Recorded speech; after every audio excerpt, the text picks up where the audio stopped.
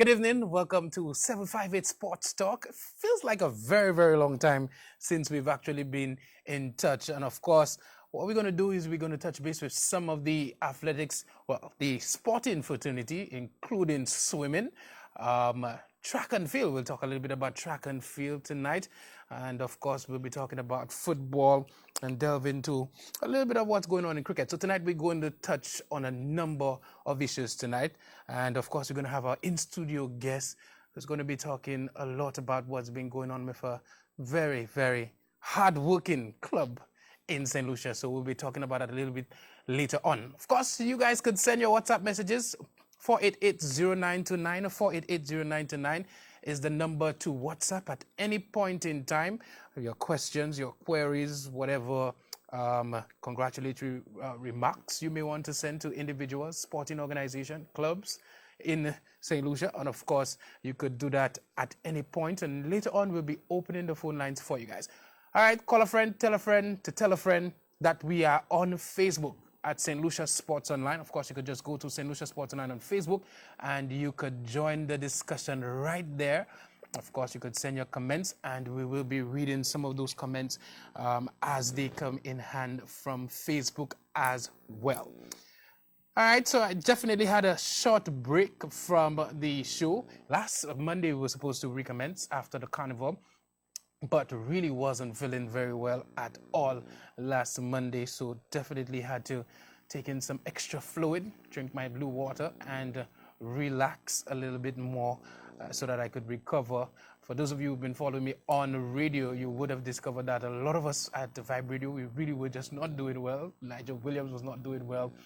Kidel Sonny wasn't doing well for a while. Well, Pringles, for those of you who know, Pringles in and out both times getting this little treatment, wasn't doing very well.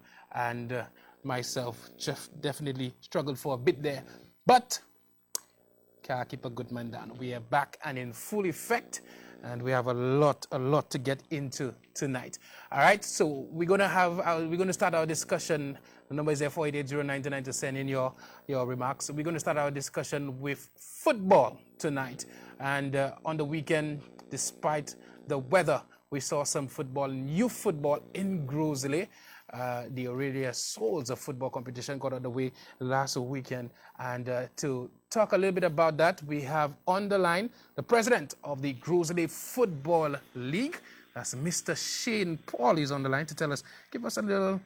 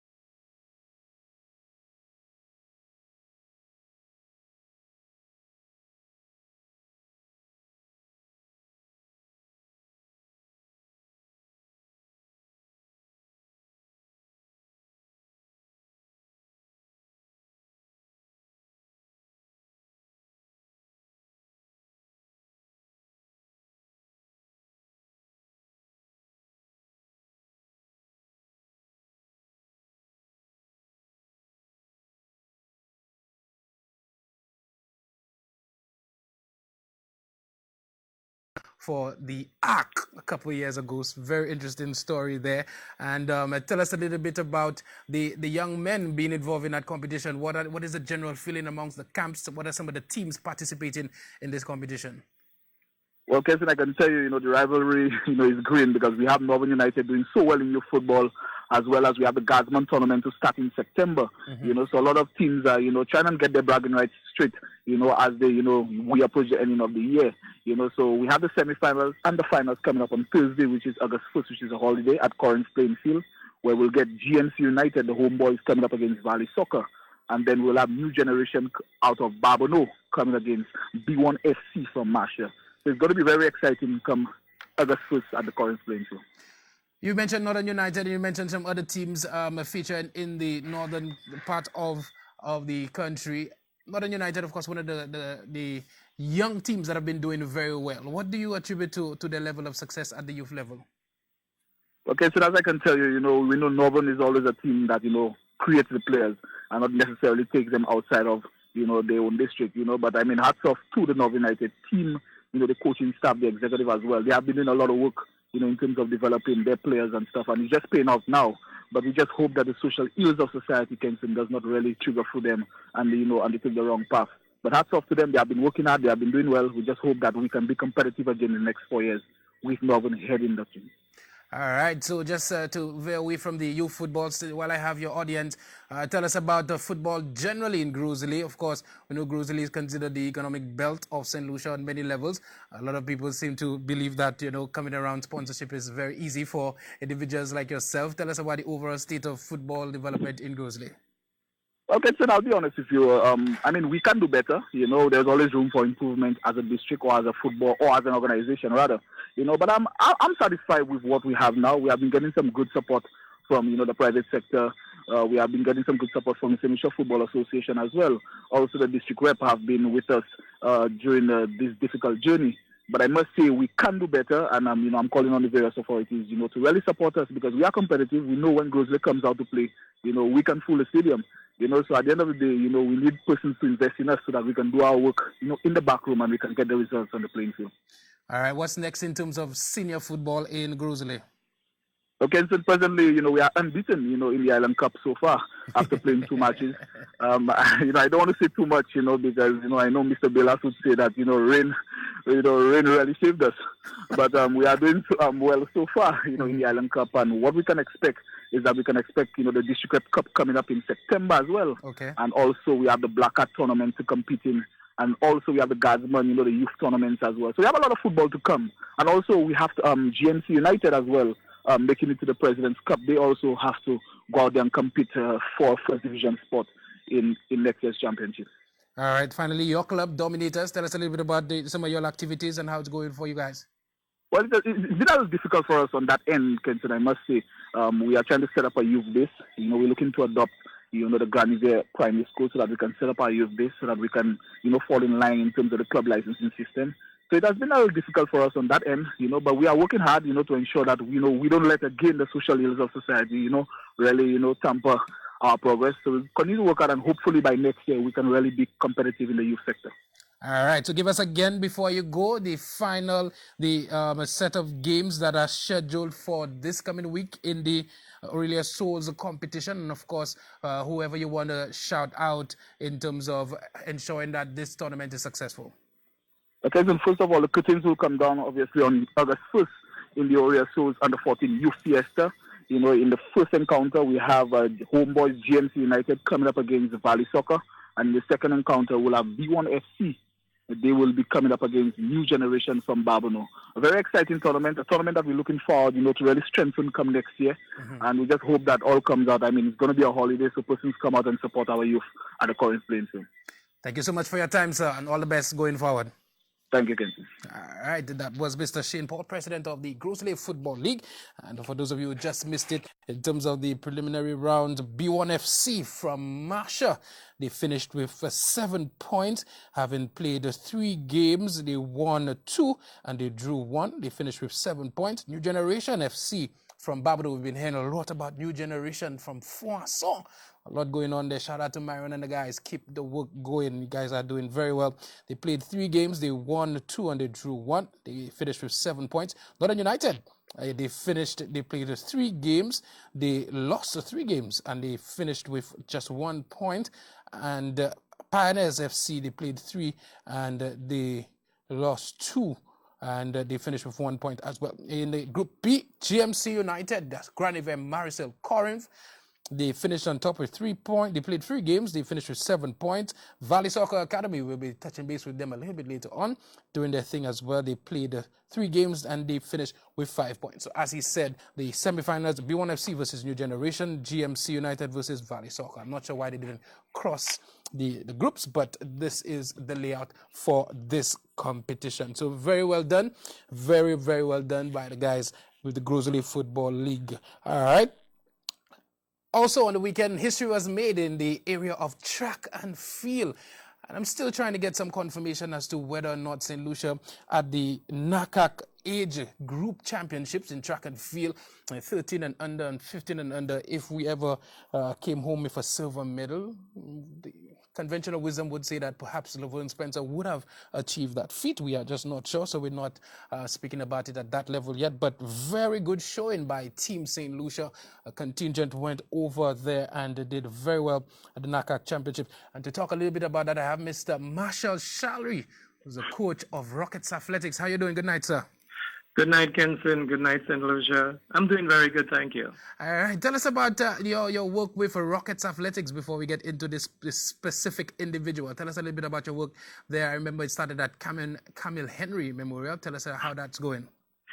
Well, before Rockets came into being, I worked with Camille Henry for at least 3 years. Mm-hmm. And from 2004, November 7, 2004, we formed the Rockets Athletic Club because there were many things that I wanted to do as a coach, but with the education with school, you could only do so much. You have to go through the Ministry of Education to take kids out and many other things that as a club you can do, whereas if you're working with a school, protocols would dictate that you would do things in a particular manner. Absolutely. Yeah. All right. Some of the athletes that I know came out from Rockets include Camilla Monrock. I'm hearing that she will be on a scholarship. She should be traveling soon over there to the U.S. Is my information correct? Well, honestly, Camilla is not with me anymore. Mm-hmm. She parted with me about a year or so ago. So I do not have the fine details with me, but she may well be going on a scholarship. I heard that as well, but I do not have the details. Okay, well, hopefully I can touch base with her and I can get that information for St. Lucia. All right, let's deal with the matter at hand. El Salvador, very good showing by Milan Michel. Of course, I can confirm that he is currently part of Rockets Athletics. Tell us a little bit about this young man and his maturation thus far. Well, Milan has been with the club for about 3 years. Mm-hmm. And this year has been one of his best years in terms of performance from all levels. And we have had to do a lot of work with him in terms of getting him stronger in various departments and getting him more focused, and just letting him understand the sport that he's doing at a higher level, mm-hmm. so that his performance could match what we are teaching him. And when I say we, I'm not the only coach. I have an assistant coach, Mr. Kulbert Popo. Mm-hmm. So the two of us do a lot of work with the athletes. And Milan is getting to where we would like him to be at his age. We still have a lot of work to do with him. However, he's extremely competitive. And he loves to win. And when you have an athlete who loves to win, they would normally give you 100, 250% in whatever event you're doing. Absolutely. Yes. He did his personal best. We try to expose the athletes to as many events as possible. At that age, you have to do that because a child may have tendencies for the sprint or the middle or the field events, but you're not certain. But in order to develop them in a proper manner, the muscle groups, you have to expose them to as many of the events that are possible. And Milan is normally looked at, his stronger aspect is in the middle distance. But we developed him, to be able to perform at whatever event that he is doing. Last year, we got a high jump match and introduced him to the high jump, and he instantly fell in love with the high jump. Mm-hmm. So that's another aspect that he's really enjoying right now. So the holistic development is coming to the fore right now, and this year in the 11 to 12 age group, we fielded about 4 or 5 of them. And at the Northern Trials, Milan came second. Kisler Wilson got more points than him in the event, but when they had the juvenile finals, he topped his age group. And at the national individuals, where they selected the top athletes who performed at the juvenile games to compete for selection to El Salvador, he once again topped in the point, and hence he was selected along with Ishmael Duran. And in El Salvador, Milan actually he had his personal best in at least 3 of the events. Mm-hmm. In the 60 meters, he equaled his personal best in the high jump, and he ran his personal best in the 1,000 meters, in which he got the gold medal. Absolutely. Some really, really good performances there from him. You were saying you had some more to share in terms of his performance overseas? Yes. What happened is that he was in 7th place coming into the last event. And the 1,000 meters is one of his strongest events. Mm-hmm. He was at least 200 and something points, I think 280 or odd points behind the Trinidadian who was leading. Mm-hmm.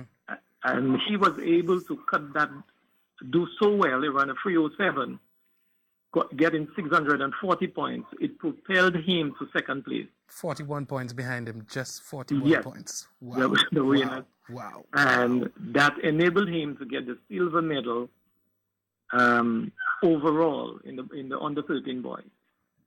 Absolutely, very impressive. So, for the benefit of those listening, those young athletes listening, tell us a little about Milan's work ethic, and as a coach, what do you see in him that has already given him that level of success? Milan, we always have the guy. Milan is hyperactive. I tell you that Milan cannot stay still for a minute. He's always engaged in one thing or another. But the thing is, because of his high level of competitiveness, and we directing him, converting that energy in the right direction, we are able to guide him. And sometimes, as long as he could direct the energy in the proper manner, that is what is important with athletes at that age. So we are channeling the energy in the right place, and he is a quick learner. Mm-hmm. He likes to be at the top of his game. So you find that his aptitude for learning is very good. And that augurs well in terms of where he is at right now. We cannot say which direction he will go until he's about 15, 16. Mm-hmm. There are tendencies. He has tendencies to be a middle, a multiple event person. He has the tendency to be middle long distance. But at that age, as I earlier said, you expose the athletes, give them the opportunity to do all the events. And by 15, 16, you will definitely know which direction they are going. Absolutely. All right. Of course, parental involvement, of course, is something that is key to any 13-year-old's development. How much involvement, how involved are the parents in his development as an athlete? Well, his parents are passionate about his development. His dad and his mom are always at whatever competitions that we are going. They are there to give him the support. His grandmother as well. It's a family affair, whole holistic. They really give him the support, and we encourage that because when a family is involved, that the development you want with the child when you're away from training, the parents understand what you'd like the kids to do in terms of eating, in terms of sleeping. They are providing that kind of support, which adds to his development, his overall development. All right. Okay. So, what do you expect from him going forward, and who are the other individuals from Rockets that we should be looking out for? Well, as long as Milan could remain grounded, we try to keep him grounded. I'm saying grounded in the sense that there are times when an athlete does as well as he has, they forget about the work that they have to do in order to move to the higher level. So we have to bring them back to base and say, look, you did very well, but don't let it go to your head too much. You have to remain focused if you want to go higher. So we will try to do that in terms of mentoring him properly. And there are a number of athletes from Rockets that is on the horizon.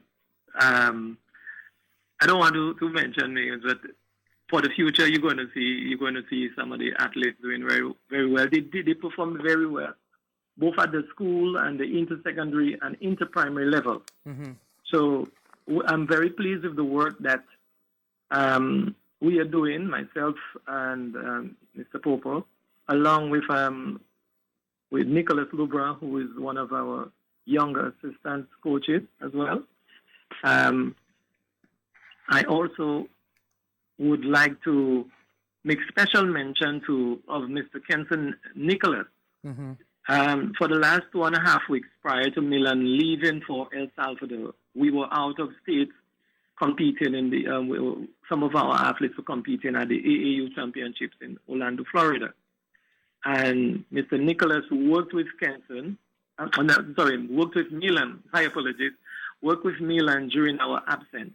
So I want to say special thanks to him, and we are grateful for taking care of Milan in our absence.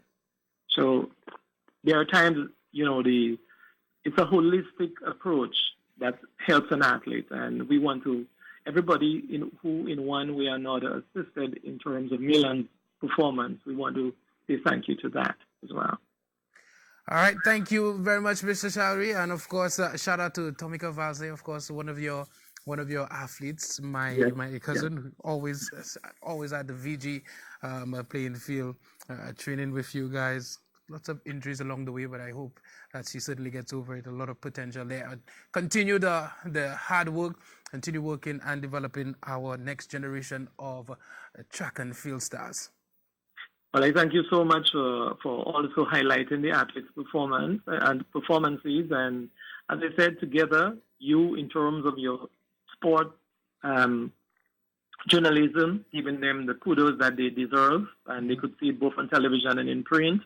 That helps them as well in order to keep portfolios of themselves. So I believe I play my role, you play your role, and other persons. And Lucia has a very bright future with the youngsters coming up. All right. Thank you so much, Mr. Shalri, and all the best going forward. Thank you very much. All right. You have a pleasant night. Bye-bye. All right, that was Mr. Marshall Shalri, head coach of Rockets Athletics. Congratulations. Of course, I want to shout out the other athletes from St. Lucia who did very well, including the likes of Ishmael Duran, Jahim Ferdinand, Noel Sylvester doing very well over there. Rihanna Mata, Denita Fossois doing very well. Brianna James representing St. Lucia in a track and field. I want to encourage you guys to keep up the hard work. It is not going to be easy. And just ensure that you get your schoolwork done, and trust me, sports and academics can take you very, very, very far.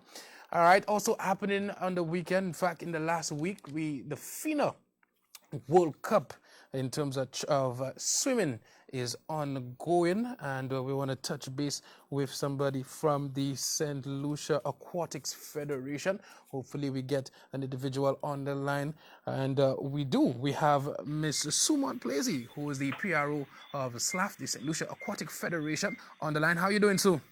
Hi, good evening, Kenson. Let me start off by saying, boy, I just got Junior came on and he says, the future MP for Grosley would like to do an interview with you. Junior not behaving himself at all, at all, at all, at all. Oh my God! Well, we are discussing that. Not certainly not here soon. And he didn't say you going up. He said the future MP. Oh, but Junior is troublesome. If you talk to Rick, we could tell you Junior is a very troublesome young man. But you know already. And so you had to mention that on national TV. Good evening, Zoo.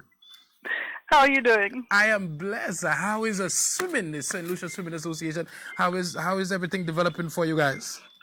Swimming has been busy, but I must say it has been great. We've been making a lot of great strides with our swimmers, the seniors and the juniors. We've been doing, the swimmers themselves have been doing fantastic coming out of Carifta, going into CC Can. Then they've gone on to the World Champs in Wonju in South Korea. And we have so much on the table going on for us, including we just had our camp, our Pee Wee camp that took place in Soufrière, Labrie, I believe, Vieux Fort, and the north of the island. And we have our World Aquatics Day coming up this weekend. So there's just so much going on for swimming right now. All right, we'll touch on that in a little bit. But first, Michaela Schalmine snatched the 100-meter freestyle national age group record. Say that again? Michaela Schalmine snatched the 100-meter freestyle national age group record, time of 1 minute. She definitely, she really gave a good performance at the World Champs. She made a mark for herself. She broke the national record. She took it away from Katie Kai. I believe her time was a 1.0 something. I can't remember off the top of my head. 1 minute 27. Well, 1 minute to 0.27 seconds. A new national record. Exactly. So Michaela has her head on her shoulders. She enjoys swimming. She works hard at it. Another Jan, she's another swimmer like a Jan Odlum Smith. She knows what she wants. She's going for it. Michaela is actually getting ready to going to university, and she will be swimming while away at university. So Michaela has a lot going for her, and she knows what she wants. She's fighting for it. Very, very hard working swimmer with a lot of potential. Absolutely, and the other swimmers didn't fare too badly.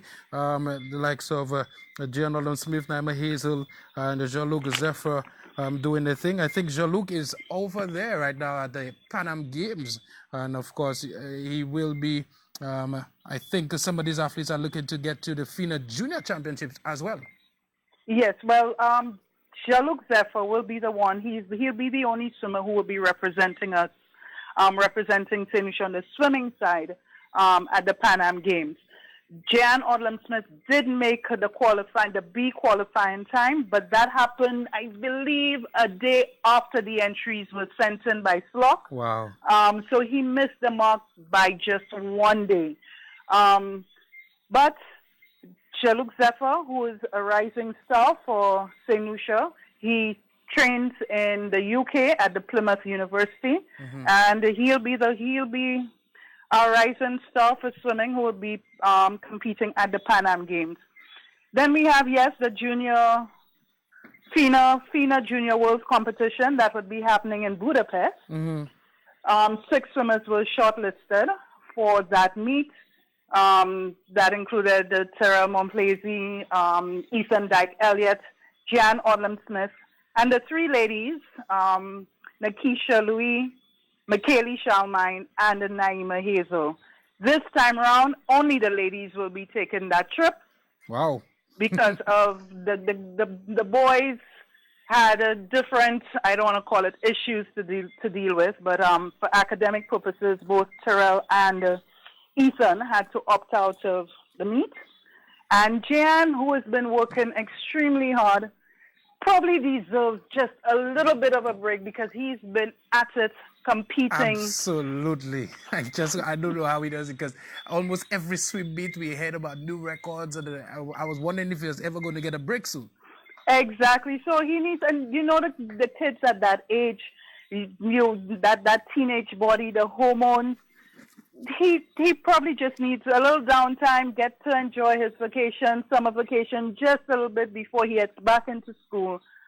So he thought, Mom, Dad, I need a bit of a break. So he's sitting out of this one. But the girls are certainly going, and I'm sure McKaylee and Naima, who also broke an age group record at the FINA World Champs, these girls are going to go out there to give it their best, including Nakisha Louis. All right, so tell us about the FINA Day, the activities you guys have planned to come in at the end of this week. We are mandated as a federation through FINA to promote swimming at least once a year. This is going to be an annual event. We could choose to do it in many different ways and forums, but this time we chose to do an aquafest. Mm-hmm. This is going to happen at Pigeon Island on Sunday at 9 a.m. And we inviting the public to come out and ask the questions, whatever it is you think is necessary that you want to know about swimming. We will have a lot of demonstrations going on with kayaking, life-saving. We will have beach volleyball. It's going to be a line, but it's going to be aqua-related activities. Lots of food and drinks will be on sale. The clubs are actually going to be individually setting up their own little tents and doing their own fundraising. So one club will do breakfast, another will do lunch, another might do drinks. So we're coming together as a group, as a federation, to celebrate World Aquatics Day. Absolutely, that sounds very, very nice. I think I will have to make around there. You guys will be having your world famous DJ providing us with some entertainment. Absolutely, you know how it goes. Swimming, we don't. It's a party with us when it comes to swimming. So St. Lucians, come out, and come enjoy a good time swimming. For those of you who have kids who may be interested in the sport or just want to know about the sport, and even the adults who can't swim, who may want to know a little bit about how do I get into the water? How do I learn how to, just the basic skills of swimming? How do I do that? Sunday is the place to come to. The Federation is there to assist with questions and any sort of clarification you may need.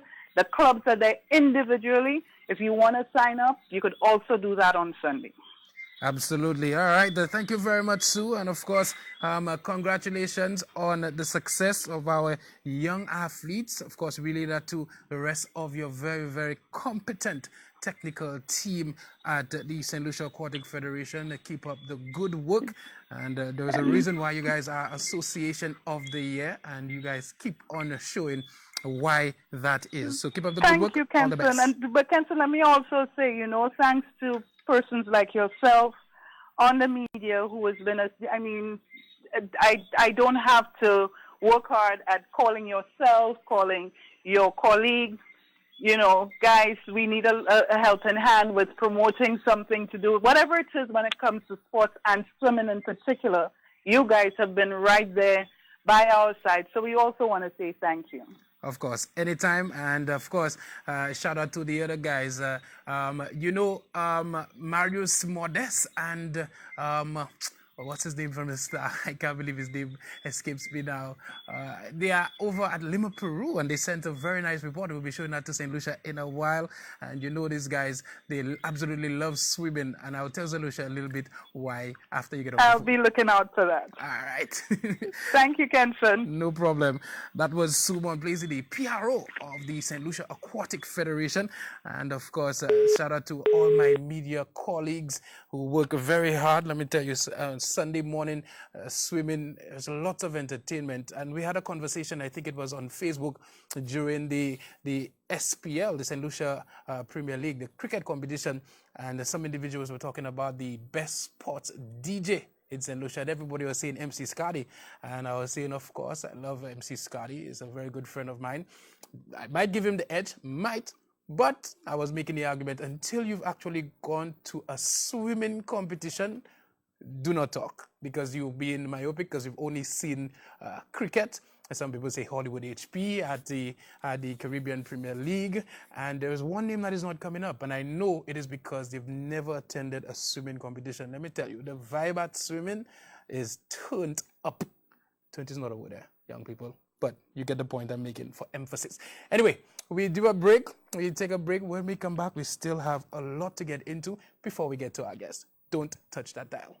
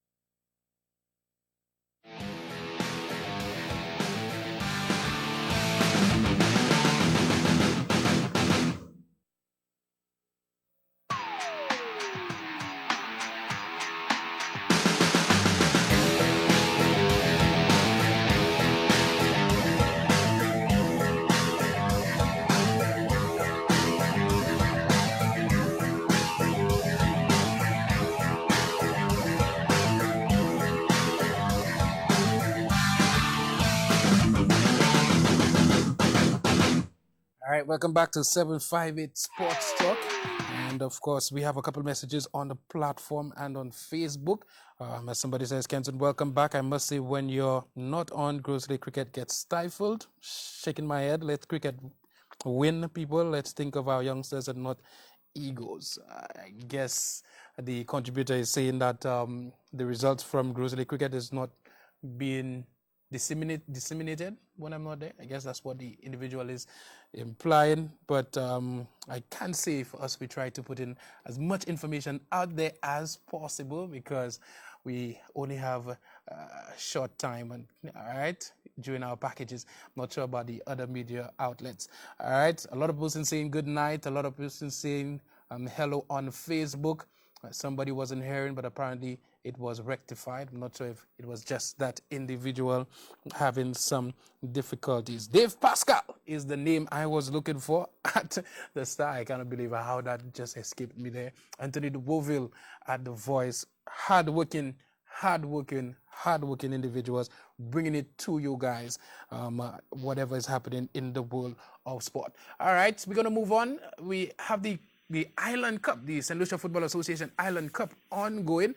And of course, since I've been out for a little while, we're going to get an update from a representative from the St. Lucia Football Association, Mr. Evastus Augustine. How you doing, sir? Hi, good evening, Kenson. How are you? Blessed, very blessed. You were introduced as the incoming? God. Oh my God. I mean, if you say it long enough, it becomes a reality. Yeah, but I don't think that's... And words have power. Anyway, just embrace your moment. Mr. Augustine, how are you doing? Tell us. I'm fine. I'm blessed. Tell us a little bit about the Island Cup and how it's going so far. Okay, over the weekend we had some showers and proposed game at Marsha and Larry Shoes had to be rescheduled. Rescheduled means that they would be shifted down. Mm-hmm. So we continue the fixture as is on paper, but those games that were not played would end up being probably the last games. Oh, that makes a lot of sense. But before we get into that, let's just look at the first week of the competition. Some of the dynamics you guys with the SLFA had to pretty much put in to ensure that we got this tournament off the ground. Tell us about that first week. What were some of the highlights for you and how things panned out? Well, part of the challenge that we had, I won't call it a highlight, was the availability of grounds, quality grounds. We needed to have lights, and at least based on the technical meetings that we had, the host has several responsibilities. He or she needs to ensure that all the protocols are in place, and they have to be responsible for all aspects of game management. So entrance fees, the bar, etc., security is their responsibility with our support, with our technical support. Because this competition has to be income generating. Mm-hmm. At the same time, it has to be done at the highest level. It means our officials have to be fit on the queue. The games need to start on time. Every professional aspect needs to be implemented to ensure that we get this right. Because this is actually our premier competition. Absolutely. We had some surprises. Go ahead. And all I could say, that it's still early. Vieux-Fort appears to be doing very well. Canaries is doing well. They have not lost a game. Some of the teams, it seems that the weather conditions or the ground conditions prevent them from, I believe, winning. And so far, Goes to listen to be doing well.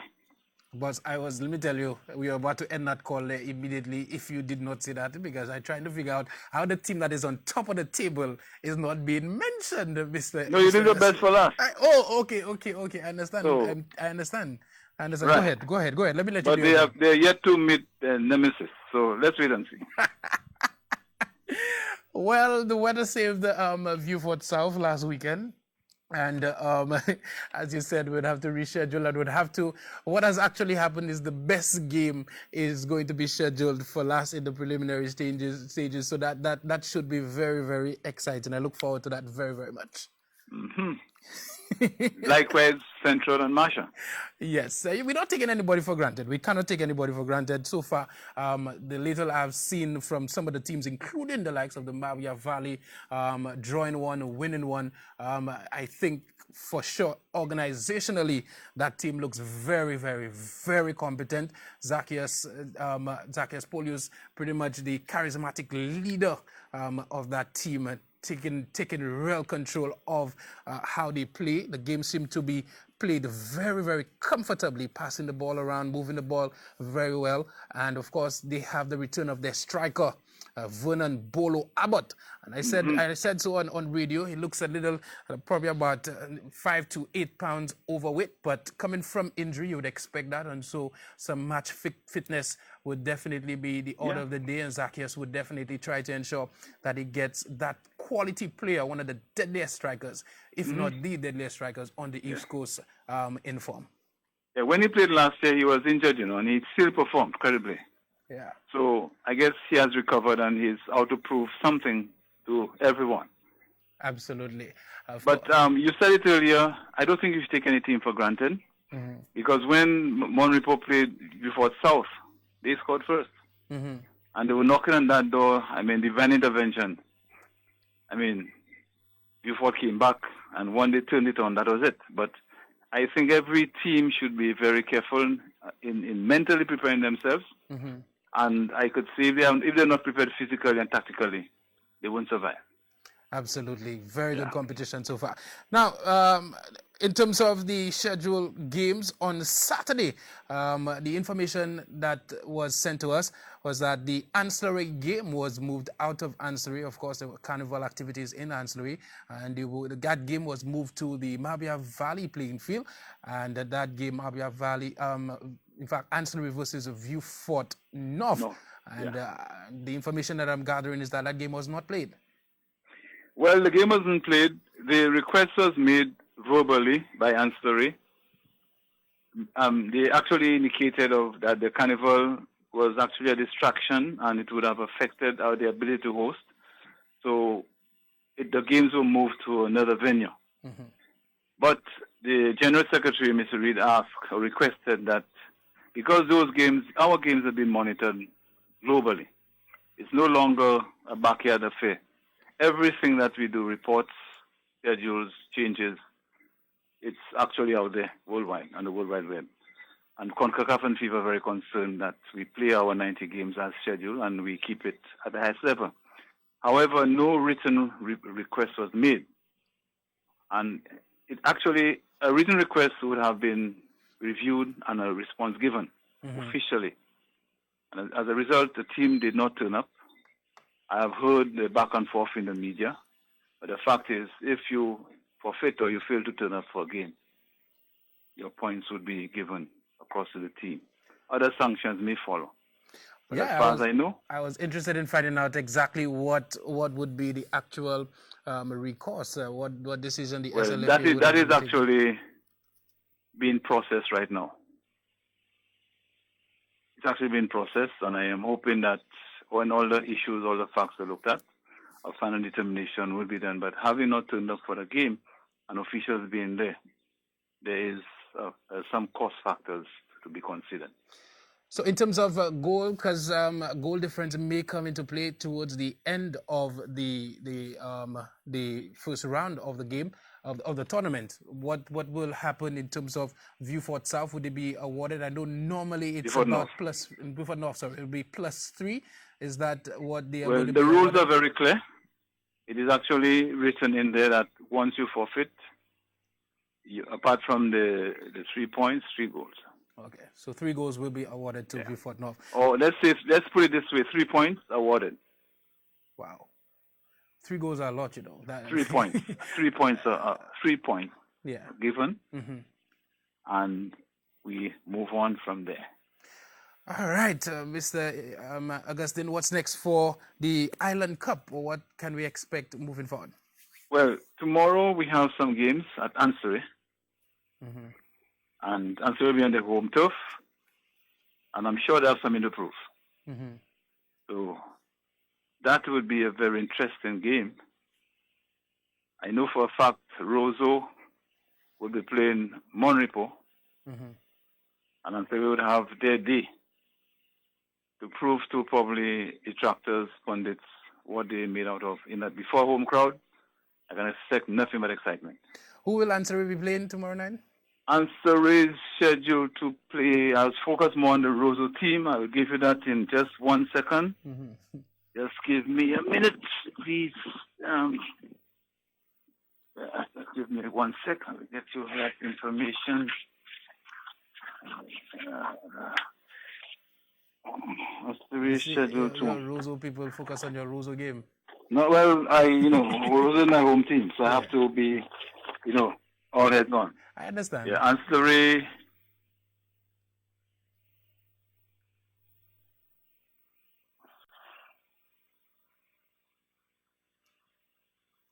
It's not Canaries. It's not Grosselet. It's not Mabia. Ancillary Mabia. Wow. That should be an absolutely Exciting encounter tomorrow night. All right, so it is Ansari Mabia Valley in the second game, and the first game, Roseau Valley, they playing against who? Roseau plays Mopo. All right, that should be very interesting. All right, Mr. Augustine, before you leave, I saw a notification from you. Nomination submitted for Roseau Valley Football League. Those individuals, I see that's Vicar C. Edmund, first vice president. But Bernadette Hippolyte, second vice president. Simon Joseph, public relations officer. Marcus Harrow is the president. Ketra Joseph, secretary. Shana Smith, assistant secretary. Shanika Phillip, treasurer. So these individuals have been charged with No, responsibility. just a correction. What you have read were the persons who have been nominated for those positions. And since it's a Congress, naturally reports have to be given. But based on the rules of engagement, there are no other persons running or vying for office. So in effect, those persons will be elected to office. All right, so But it's just that we went through a nomination process. It took us about a couple of weeks because we should have had elections May, June, and there have been a back and forth. Subsequently, the submissions were made, they were inadequate. They were being supervised by Mr. Reed. And finally, on Friday, everything was in place as far as the process. And these are the persons who have been nominated by the clubs. And without any doubt, unless there's death, they should be in office by Tuesday evening at 7. Okay, so I should wait that time to actually congratulate them. Yes, sir. Yes. All right. Thank you so much for your time, Mr. Augustine, and all the best moving forward with the Island Cup and the other competitions. I hope I see you at the Marshall grounds or at the ancillary grounds. Or you continue to follow your team and wish them all the best.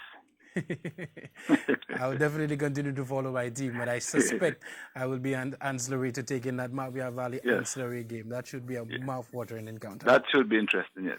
All right. So thank you so much for the information. Thank you so very much, Kenson. All right. Bye-bye. That was Mr. Evastus Augustine. He's part of the competition committee with the St. Lucia Football Association. And we have the Island Cup ongoing. Very, very exciting competition.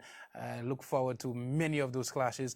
Miku, they took on Canaries. Canaries having a very good win, a signature win over Miku. East versus West, two teams that are perennial powerhouses in the local football, two communities that do very, very, very well. Canaries, from all indications, not looking too bad after a dismal showing in 2018. All right, so we'll take a break, and when we come back, we will be talking Valley Soccer Academy. For those of you who've not heard of this academy, you guys have been probably under a rock somewhere. This club has been doing so much by way of developing footballers in St. Lucia. I always describe them as the exporters of our football talent up north. But we have one more video for you guys before we take a break. Lima, Peru, we have Mr. Marius Modest sending over a report. Mr. Marius Modest obviously doing his thing over in Lima, Peru, and he was able to capture some of the images from the opening ceremony and some of the interviews from our officials representing St. Lucia over there. So we'll take that video and we'll go to a break. We'll be back. I am Marius Modest out there in Lima, Peru, accompanying me with my colleague from the Star, Dave Pascal. We are trying our best to make sure that we document what's happening with our athletes here in Peru. For the 7th time, we are participating in those games, and unfortunately, just a handful of them were able to be here for the opening. But later this week, we'll have most of our athletes here, right? That's right. That's right. Cool. And as anything else, we are hoping for the best. It was a fantastic event. Actually, perhaps from what we saw, it was maybe one of the best organized opening of the games that we've ever witnessed. If you talk to the experts among us, persons who have been around the games for quite some time, like Richard Peterkin, it was very clear to all of us that the delivery of the opening ceremony for the games really symbolizes the essence of, excellence. And the Peruvians went all out to really display their culture, during that ceremony. And we were quite happy with what we saw. We were quite happy with the way the athletes were received. And overall, for now, the organization of the events looked very, very solid. And we really want to commend the people of Peru for coming through in that way with respect to the games. Yes, St. Lucia's delegation was very small. We only had one athlete in. As you know, for major games like that, the athletes prefer to stay as long as they possibly can in their training centers. In our case, our policy is that within 5 days of the events, they are supposed to be here. And so most of our athletes will be arriving at least 5 days prior to the actual competition day for them. So the Liv Spencers, General Shapers, they will be coming in next week when track and field will be held. Track and field starts around the 8th or 9th, I think, and the girls will be here in time to compete for that. We also have the sailors. The sailors are already here. Stephanie Lavelle is on the ground. We have Jean-Luc Chevre, who is also here. And then, of course, we have the swimmer, Jean-Luc Zephyr, who will be coming in shortly.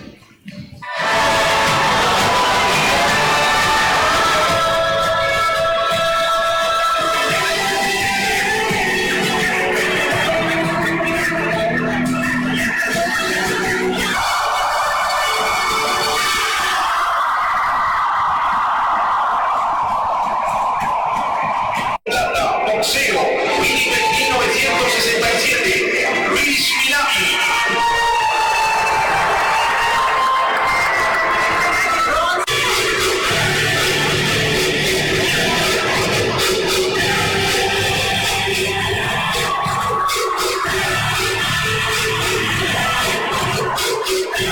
I am Arif Modest with David Pascal reporting from Lima, Peru.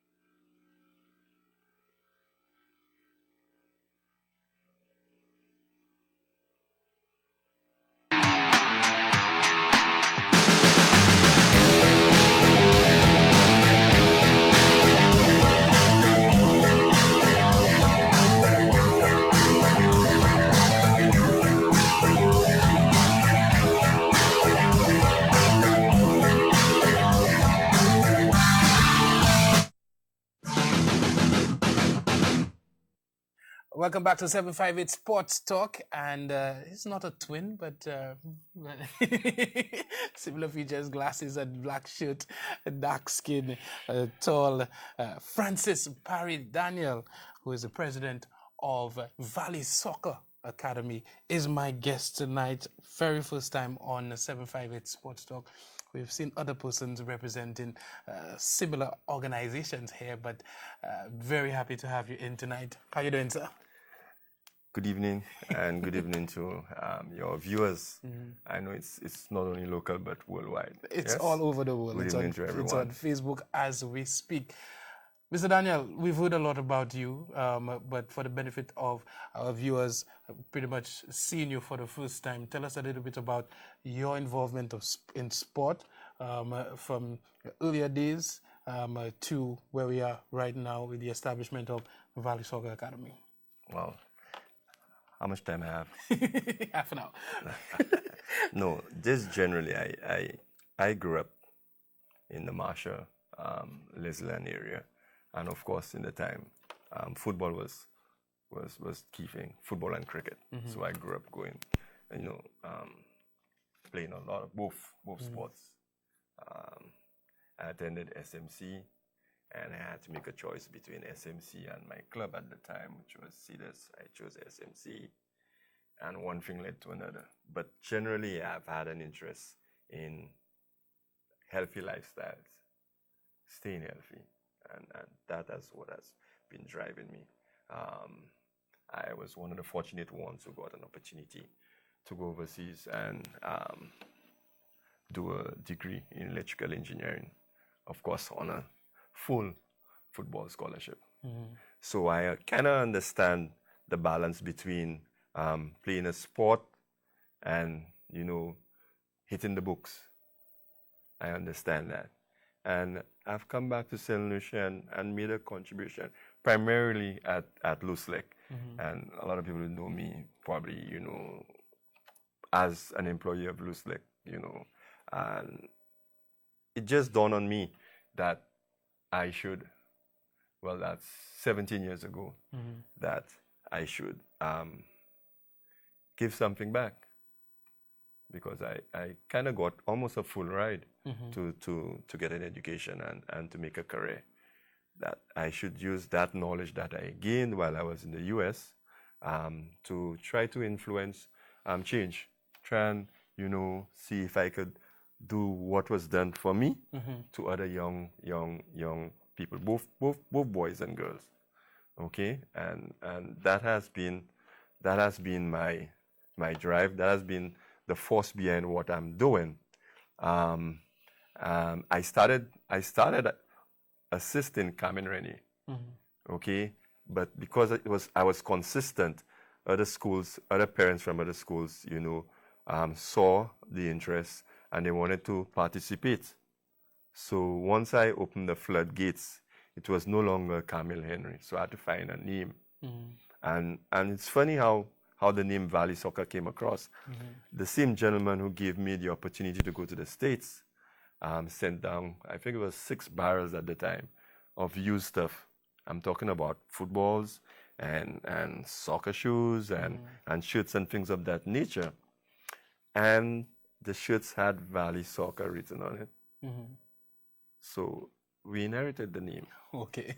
Yeah, we inherited the name and we came up with a color, the orange man. I love Dutch football, so I'll gravitate to the orange. We have that in common. And that was 17 years ago, and we've kept going and we've designed a vision, a mission for the organization, and we don't consider ourselves to be different. We just want to raise the bar.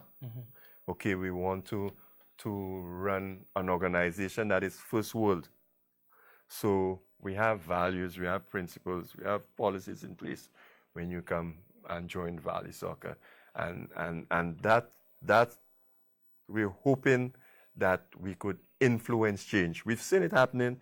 Even they say the tail can wag the dog.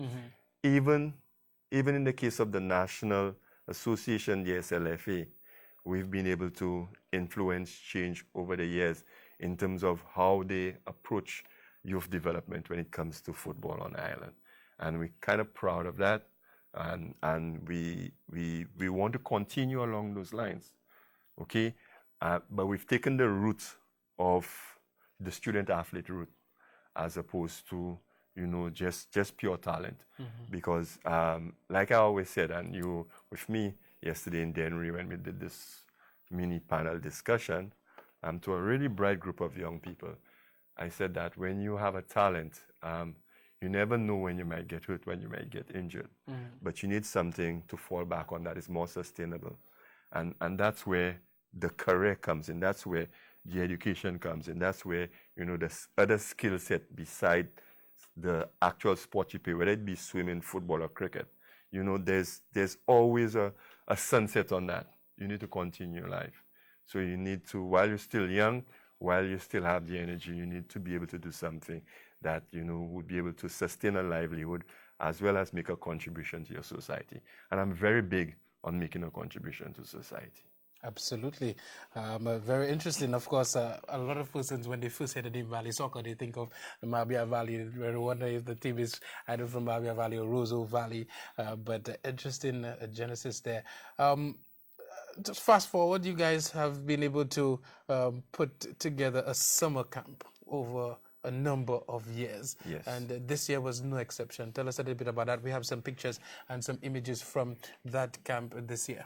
Well, when we first started the summer camp, the summer camp was really meant to introduce new players into the game, expose them, because you find what we've learned from our experience that there's still this cliche that sports during school is a distraction. Yeah? There's still this, and it's very strong.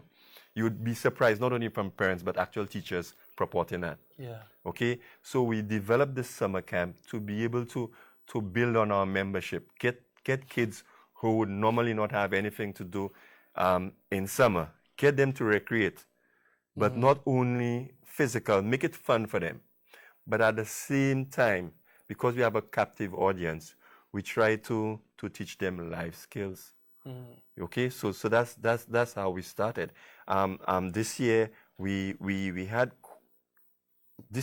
progress to the extent where we had this panel discussion as a centerpiece for what we've been doing over the years. And the focus was to really chronicle some of the problems that youth have, especially in football, okay, and come up with workable solutions so that we could put together a white paper for both the SLFA and the Ministry of Youth and Sports. That was the centerpiece. But besides that, okay, we had the SLFA come in, and there was a gentleman, Mr. Macmillan Megdal. He did a very good interactive session on laws of the games.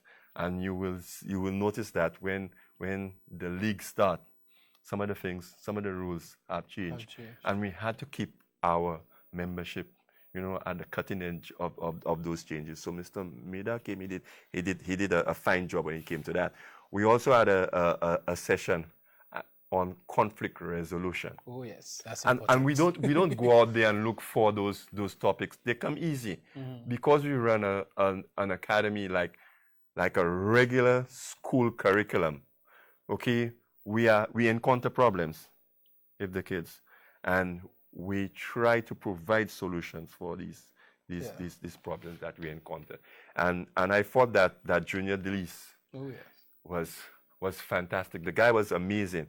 And if I can say anything to clubs out there, we need to be able to use personnel like that to help deal with some of the issues that our kids have. They will continue to have issues. They will continue to have problems because they're not given the tools, the analytical tools to be able to deal with the problems that they're confronted. Okay, and it was amazing to see how Junior handled this. Okay, we also had input from the Ministry of Health, and we had a Dr. McIntyre who came in, and she did, you know, a really nice session for us again on dental hygiene, key dental hygiene and things like that. and odor, breath odor, and things of that nature. And the questions that were coming in from the camp members, and we had about 50 camp members. You know, we broke it down into 2 sessions because you have to pitch it at kids who are 4 to 10, and then we did a second session where we pitched from the kids who were 11 and older. You know, so at least they could get the message. It's not just speaking at them, but ensuring that. A lot over 50 kids. Yeah, wow. 50 kids we had at this camp. So this year's camp, I thought really highlight what Valley Soccer is about, and we want to be in a position to touch the lives of young boys and girls, you know, in such a manner that, you know, we're able to put them out there in society, and they could be, you know, positive role models, but make a positive contribution to their communities. That is key to us. That is what we're trying to do. Not everybody is going to get a scholarship to go overseas. Yeah. But I think sports provides a good model for effort and result. Very good effort, effort and results. You what you put in is what you get in. And if we can translate that into being the best carpenter, being the best plumber, being the best, you know, accountant, you understand? If we can translate that, the kids can relate to that. They can relate that, listen, right now, I am supposed to put in the work right now. Even if I am not seeing the benefits, but I know it will come because in football, it works for me. Yeah. Okay? I'm very sure it can work for me in a career. And that is the kind of parallels we try to draw at Valley Soccer so we can touch the lives of our memberships. I saw some females as part of the camp as well. We've been with most clubs, especially with club licensing, attracting young women into some of the activities have been very, very difficult. I'm seeing quite a few pretty much gravitating towards your camp. Is that something special that you'll put on, or how are you able to attract some of these individuals into your programs? We are moving towards what we call gender neutrality. We want to be seen not just as an organization that does good things for males. We want to be in a position where, you know, we can attract females just as much. And funny you would say that we, throughout our existence, what we've tried to do, apart from competition outside of Valley Soccer, there's always competition in-house, always. Yeah. And kids love competition. And we have 4 houses that we continue to compete throughout the year. Okay, and we have Stuart Charles House. We have Stephen Ibra Edwards. I don't know if you're probably too young to know Ibra, but I grew up in the Marsh area seeing this guy coming up with Marciano Prince and the rest of them from Vieux Fort, and I was really impressed with his speed and his maturity. So I understand that. We had Arnold Cardinal. I need not say more about, you know, Arnold, right? What we in growing up in my time, we used to call him the Pope. Okay, but fantastic individual, really, and he has really inspired me when I came back from the States to make a contribution. He's one of those mentors. Okay, and of course my buddy right now, Ulja. So we have these houses, Ball Hog, yeah. So we have these 4 houses, and you'd be surprised to see that we have 2 of the house captains are females, in Jada Emmanuel and Jasani Antoine, and they are as competitive as you can get. Okay, I think it's Jada who's gotten involved in every single activity throughout the camp, and she's just loaded up her house with points and being able to rally the guys to work. So that's how we kind of try to break down the barriers. We stay in the back and we allow the kids to make decisions and learn from their mistakes and things of that nature. And what that does, it really supports maturity. But at the end of the day, as adults, we try to create a platform where it's always fun, it's always interesting, and you never know what what's going to happen tomorrow. So you're always looking forward. Parents are always saying, oh, the kid has his gear out there first thing in the morning, because we try to make it as interesting as possible. And when we do meet with our kids, we try to speak their language, not adult language. We try to speak their language, so there's communication. At the same time, as adults, we stick firmly to our principles, our values, okay? And that's the general makeup of Valley Soccer. Absolutely. Another interesting thing, I personally love about Valley Soccer is the gravitation towards ensuring that the kids are socially conscious. And I mean, once I heard that you guys were going to be part of a cleanup at Casabah, they were coming in my backyard, first of all, Casabah, I figured, wow, this organization gets it. And to pass that on to kids, I found was absolutely awesome. Tell us a little bit about that. First and foremost, I want to thank Tropical Shipping for identifying Valley Soccer and being able to relate to what we do. Because hadn't them give us that opportunity, we would have, probably had to do something else. As far as the cleanup is concerned, we thought that it was an extremely worthwhile exercise, good for their corporate philanthropy, but more so for Valley Soccer. Again, it gave us a reason to be able to get out a positive message. And I'm sure many of your viewers, listeners can understand the issues we have with indiscriminate littering in St. Lucia and the impact it has on this beautiful country. We have one St. Lucia. That's why I spoke to the kids. I say we have one St. Lucia. And if we continue if our actions continue to erode the beauty of St. Lucia and the environment, pretty soon there'll be nothing.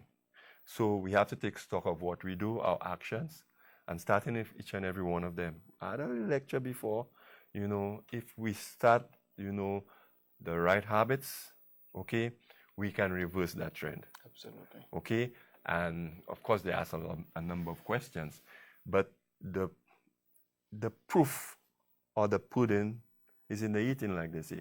So when we actually went to do the cleanup, and the kids saw the extent, the number of plastics, the extent of the styrofoam, they were all springs, they were buckets it was just too much for them to take in. And it really brought home the whole issue of being able to dispose of garbage, appropriately, properly, but more so caring for the environment. And that's the message I wanted to get across to Valley Soccer kids. They need to care for the environment. Again, it feeds directly into what we stand for, which is ensuring that we develop, citizens that can make a positive impact on our country. Absolutely. Very well said. All right. The number is on here, 4519788. If you have any questions for me or my guest, or if you want to make a contribution to what we've discussed tonight, we've spoken about a number of issues. If you want to ask any questions, 4519788 is the number to call, and you can continue to send your WhatsApp messages at 4880929. So 4880929 for WhatsApp. Do not call that number. The number to call is 4519788. Okay, so I have a number of messages on the platform. Somebody says, boss, I'm feeling disappointed because Dennery is on 6 points and nothing was said about us. Dennery came to mind a couple of times. I'll tell you when. One, when I mentioned Vernon Abbott as being one of the deadliest strikers on the East Coast. The other striker I always speak of is Riedel Stanislas, and he plays for Dennery. And of course, the conversation can go on and on as to who is a better striker. Two absolutely deadly strikers down that coast. Dennery, they played Vieux-Fort North. They won 1-0, and they beat Leclerc 2-1. So they are on 6 points as well. Congratulations to Dennery on being on 6 points. We need you all to beat a more formidable team for us to start talking about you.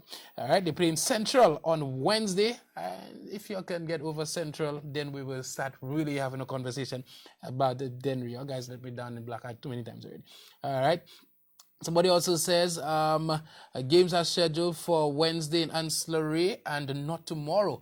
Yes, I was wondering because the midweek fixtures were always Wednesday. So I was wondering if there was a shift because of some of the activities. But Wednesday, the correction there to Mr.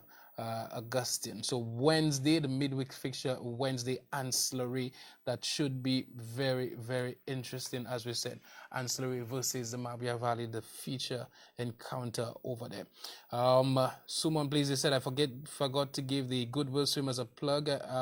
Congratulations to the 8 swimmers who will be traveling to Suriname in 3 weeks.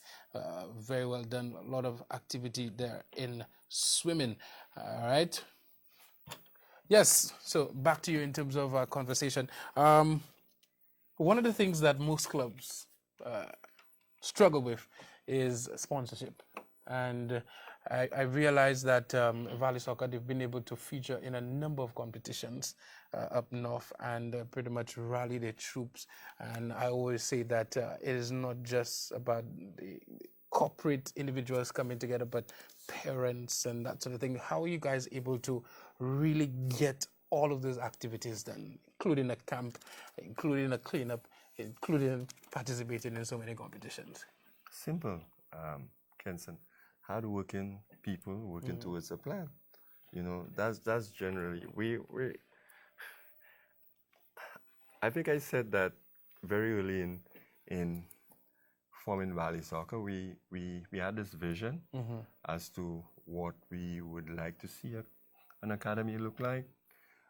We had a strategy for what we wanted, how we wanted to achieve it. Okay, and we took it from there. Our strength has always been input from parents, always been input from parents, and that has driven us. All right, just give us a second. Good evening, you're live, your first caller. Go ahead with your contribution. Yes, sir. Good evening. Summers Augustine, Ancillary Football League. How you doing, sir? Yeah. Considering everything that's happening, I'm not fine at all. Talk to me. I'm not fine. I have to just go back through the scenario leading to us not being present at the game yesterday. Well, Saturday to be exact. I was proactive in calling Mr. Reed and informing him of the carnival activity in the village, and that they should remove the games from there. In that same vein, I requested that since we were supposed to be playing outside of Ancillary, that our game be postponed. I spoke to Mr. Reed more than once. It just passes strange that nobody's going to come back to me and tell me or inform me that no decision had been made for the game, for postponement of the game. You know, now Mr. Reed now is hiding behind Mr. Evestus Augustine and indicating that other sanctions may follow. What sanctions can they possibly? What sanctions can they possibly? We have the. I want to stay calm here. For me, Mr. Reed has harbored ill feeling against Ancillary Football League for a while now, and that's all that's on display right now. He cannot say that I never informed him about the game. Yeah, the and question... he cannot even say that I never asked him for a postponement of the game. The area of contention, and again, like I said, and I always say, I do not have all the information. The information that they brought across, and of course, this morning on the Vibe Radio was there was a request. So I guess you are in a position to let me know whether this is true or not. There was a request. Yes, there was a request, but it was a verbal for you guys request. To write. There was a verbal request for you guys but I to never wrote to write. have the games relocated from Ancillary to Larissus. I never wrote. I spoke to the gentleman on the phone. So they acquiesced to that request. So what about the other one? So are you saying in terms of, okay, so you all started a verbal communication, and of course both requests were made verbally. One request was acceded to and the other was not? There was absolutely exactly what I'm saying. No feedback? That's exactly what I'm saying. That's interesting. Now, again, we have issues with the Football League already. And again, I have to blame Mr. Reed for this. But Thomas, let me be devil's advocate. Let me be devil's advocate in the sense that this is a football competition. Now I've heard the argument that you guys had the carnival activities on the calendar for months now, and the competition was pretty much, the fixture was pretty much sent about a week or two ago. into the final fixture. But do you think that the Football Association, at the end of the day, they would shift their figure generally, their fixture? Is that generally the practice? Let me just fixture because of a carnival activity? Let me just state that I wasn't aware that during the time that we were preparing for the games, I wasn't aware that we had carnival happening in Ancillary during that time. Okay, because I know that's not really your thing. I was not involved in the carnival activity. All right.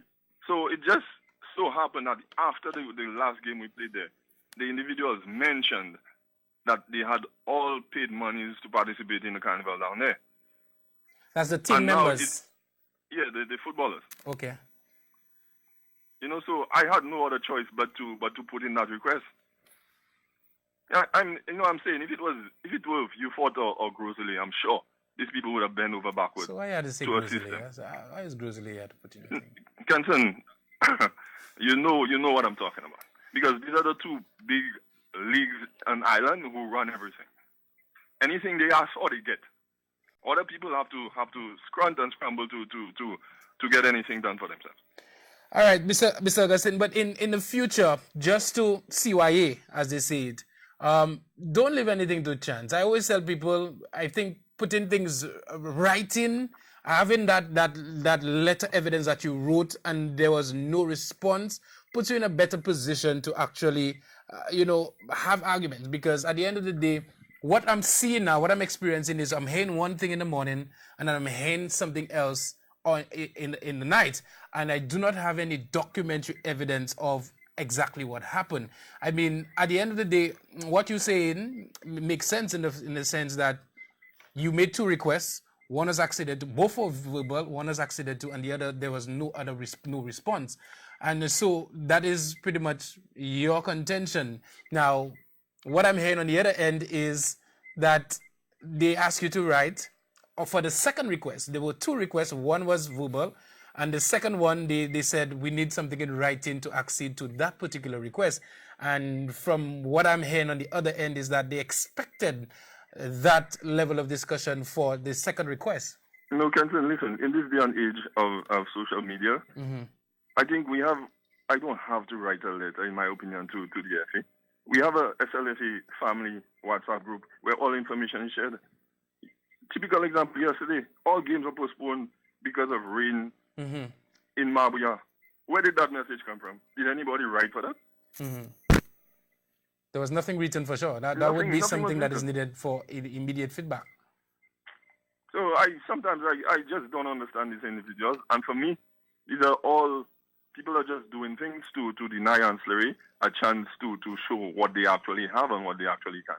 So let me ask you, moving forward, that game Wednesday against the Mabuya Valley, I need to know whether or not I'm driving down to Ancillary to see that game, because it sounds like you're really upset.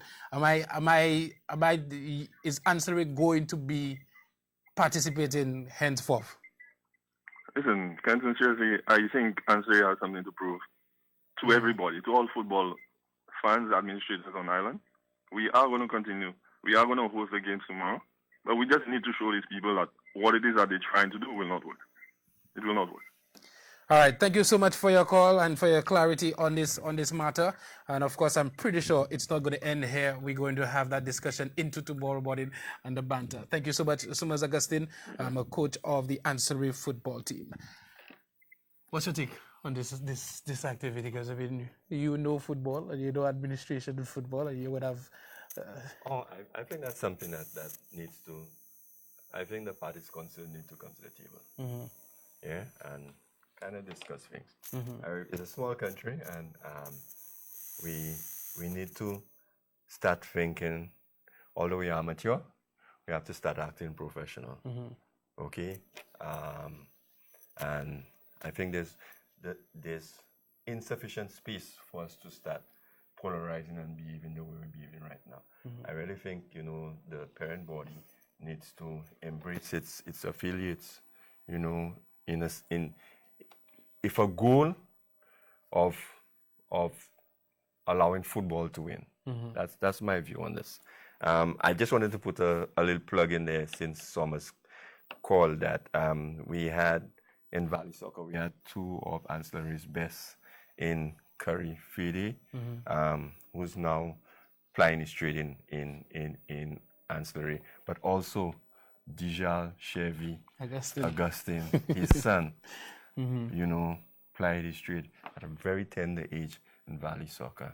And I used to speak, a little hand. Only a couple of years ago, the guy went back to us. So I used to speak so much about Chevy. I mean, he's an absolute talent. Yes, super talent. Yes, but more so, and it's something is a plug I want to put in for him, is that too often, you know, our young people allow talent to get in the way of they being professional. Yeah. The way Chevy carries himself, his demeanor, you know, his discipline, his commitment to the sport, okay, I think is outstanding, exemplary, and other young people need to learn from this kid, okay? He doesn't let his skill go to his head, okay? And like I said, Valley Soccer had a big role to play in that, but also Free Kick had a huge role in terms of opening the doors for him to grow, you know, and to be able to ply his trade in the US. You all are the exporters there. Yes, like I say. But definitely, I think we need to, although we have an amateur setup in St. Lucia. I mean, I heard Thomas talk about, you know, Facebook and all these gadgets we have. We need to use it to empower ourselves and to understand and to learn what the professionals are doing out there. Okay, we need to bridge that gap. Okay, and too often we operate T-boutique, and that is what is keeping the sport where it is. Absolutely. We are out of time, so final words from you? Well, first and foremost, I really want to thank Luslek, okay, the Power of Caring, for powering our recently concluded summer camp. I also want to thank Sandals, who came on board, and Blue Waters, and of course a gentleman and his business who has been really assisting Valley Soccer throughout the years in Turf Pro landscaping. That's Martinez Avril. Of course. He's been the one who's really been taking care of our home ground in CCSS, Cassius Comprehensive Secondary School. You know, I want to indicate to our membership, you know, that we thank them for the trust they've placed in us as an institution, and we will continue, you know, to push the envelope to ensure that the product and the service we provide at Valley Soccer is second to none. All right. Thank you so much for your time. And of course, there's so much more we could have discussed, but I really appreciate what Valley Soccer Academy is doing for the development of football in St. Lucia and the Castries Basin, and as you were saying, in St. Lucia, because I mean, we're talking about Dijal Augustine from all the way from Ancillary. So very well done, and keep up the good work, and hopefully we'll have you back here sometime soon to discuss even more successes from a Valley Soccer Academy. A couple of messages. Somebody said, good night, Kenson. That's a person put 3 J's, so that's JJJ of Casabag Rosary. Keep up the good work. I never miss a sports night. Thank you so much. It's really good. Really nice. Really nice. Somebody says, good night, sir. Games played in Dennery on Saturday night in the Dennery Knockout home and away competition. Syria R defeated Peter Travel Young Stars 1-0. Wow. Good result there. Goal by Alex Regis in the 39th minute. In the second game on the night, Hilltop Ballers defeated DCYO 1-0 with a goal from Mufias Digalad. Wow, I've never seen that one before. In the 16th minute of play. So very interesting there. Some information coming out from Dennery. All right, somebody says, Shane made a mistake. The Aurelio Souls on the 14th semi-final matchup is B1FC versus Valley Soccer and New Generation versus JMC. I just figured that would be the first time in the history that I know both teams in the same group playing in the semi-final. I know it's a winner of Group A against the winner of the second place of Group B. And so, yeah, that actually makes sense. So the semi-finals would be B1FC versus Valley Soccer That is going to be a nice game. Yep. And New Generation versus DMC, equally a nice game. Thanks for the clarity for sure. This message is now coming in. You're doing that in the morning and in the night. All right. Thank you so much for your time, St. Lucia. Thank you for welcoming us into your household. For those of you listening on Facebook, following us on Facebook as well, thank you so much for your participation. On behalf of our entire sports team, I'm Kenson Casimir. Enjoy the rest of your night. Bye-bye.